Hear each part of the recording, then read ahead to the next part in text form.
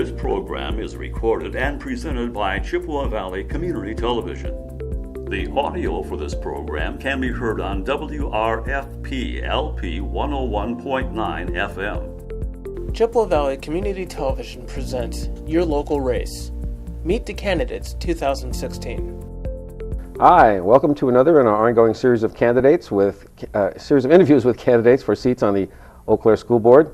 I'm Bob Brown, the News Director at Chippewa Valley Community Television. Today I'm speaking with Rich Spindler, incumbent candidate, currently the President of the school board. Rich, thanks for being here today. Sure, you're welcome. Why don't we begin by you sort of introducing yourself maybe to some of the voters who don't know much about you yet, and tell them a little about yourself and why it's important to you to continue to serve on the school board. Yeah, sure. I've been on the school board for 3 years now. This is my first term.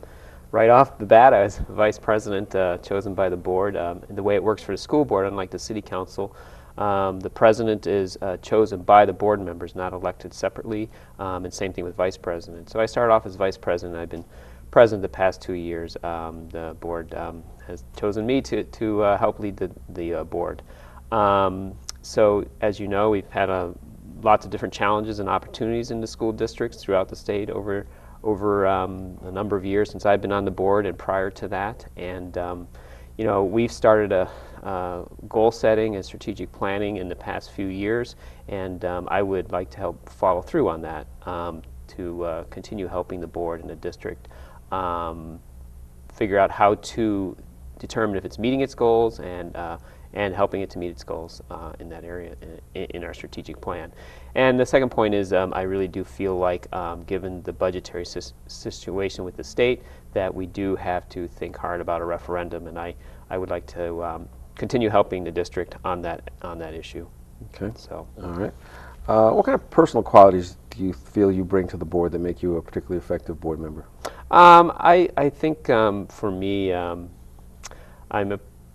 feel like I'm really good at teamwork and working at facilitating meetings and working with board members and collaborating with them, as well as administration and staff on working through issues. Usually, sometimes having a great idea is good, but I think a more important quality is can you work with people to figure out our issues and solve them, and listen to other alternative points of view I think is also important, and hear those out. So I think I'm pretty good at that kind of activity. Okay. Now, in your introduction, you mentioned the referendum that the board is considering putting before voters in November, if I'm not mistaken. Mm-hmm. Personally, you're supportive of that? Yes. Yes, from what you said? Yes. You can tell the voters why you think that's a good idea. Yes. Well, if you just look at the state funding situation, particularly severe the past few years, I mean, we actually had a severe drop a couple of years ago in state revenue limits, which determines our funding from the state and from property taxes. And it's been pretty bad. But even prior to that, state revenue limits always kept a cap on revenue for us. And historically, Eau Claire has been limited more than some more comparable districts because state revenue limits were set in 1993 based on your spending back then, and we were always a conservative spending district. So we've always been a little bit lower than, say, comparable districts like La Crosse. And that has, hurt us over the years. We've done a really good job managing our money, and we've been a good district with the property taxpayers' taxes. But reaching a point where some things have to give. Especially given the past few years.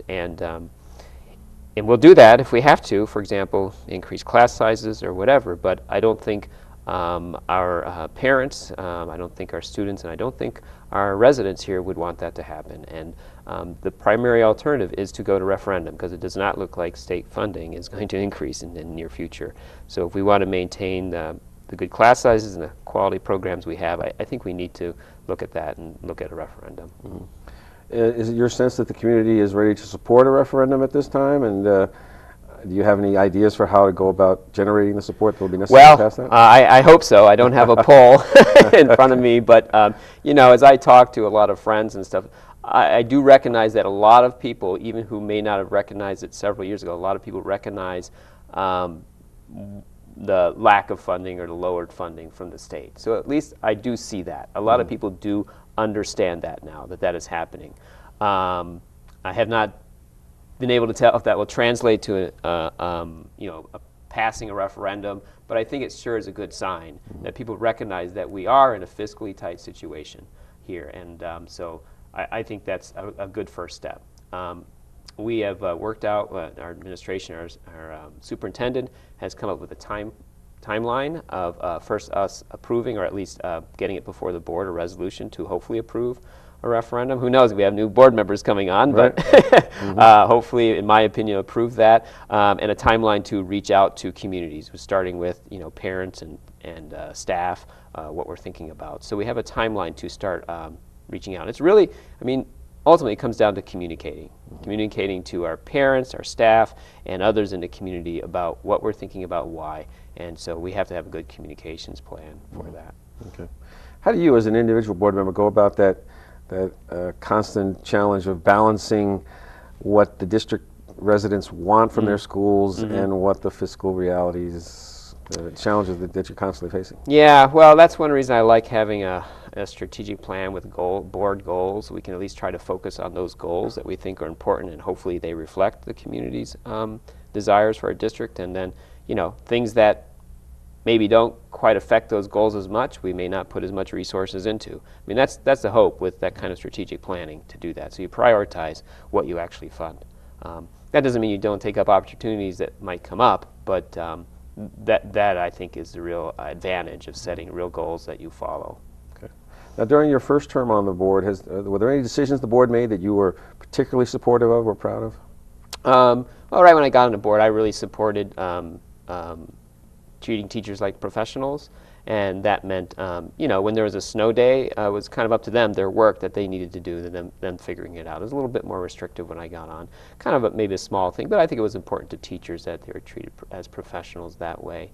We've had a lot of hard budgetary decisions over the years. It's hard to say some of those things that I would have supported otherwise, but I think we made some good decisions in terms of healthcare and making our healthcare programs a little bit more uniform for all employees. So some of that's been very good that way. So. Okay. Now, the flip side of that coin, obviously, is any decisions the board has made in the time you've been on it that you strongly opposed? That I've strongly opposed. I wouldn't say there's any that I really strongly opposed. There were some, last year we approved a new calendar, and I was disappointed that was approved before we had talked more about start times, because that calendar also changed times, and I felt like that we should talking to them at the same time.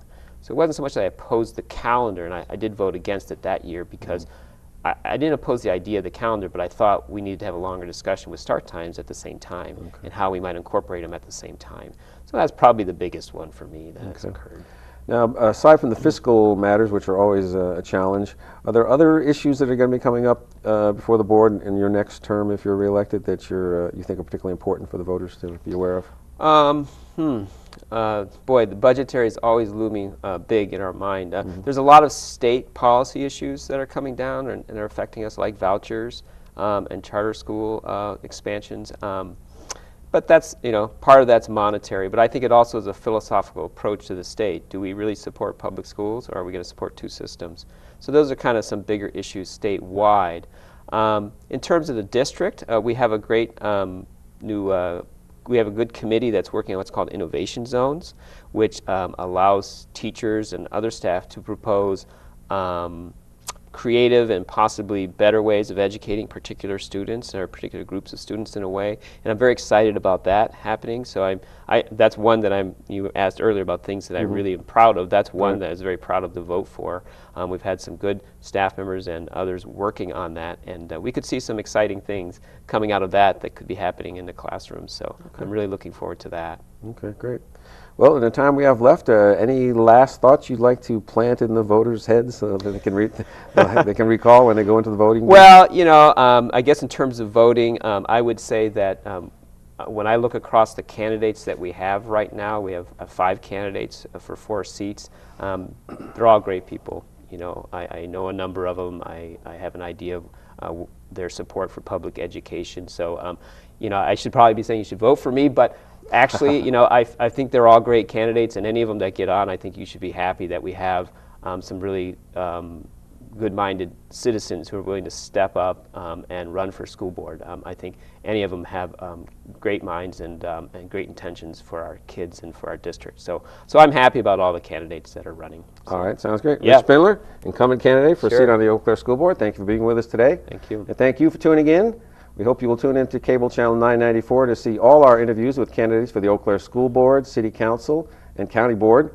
And you can see those interviews also on demand on our website. That's cvctv.org. And then on April 5th, make sure you get out there and do your civic duty, vote for the candidates of your choice. And that night, beginning at 9 p.m., tune in to Channel 994 for the most up-to-date results. Thank you.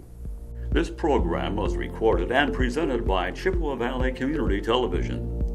Chippewa Valley Community Television is made possible by continuing community support. If you would like to volunteer or make a donation, you can contact us by calling 715-839-5067 or on the web at www.cvctv.org.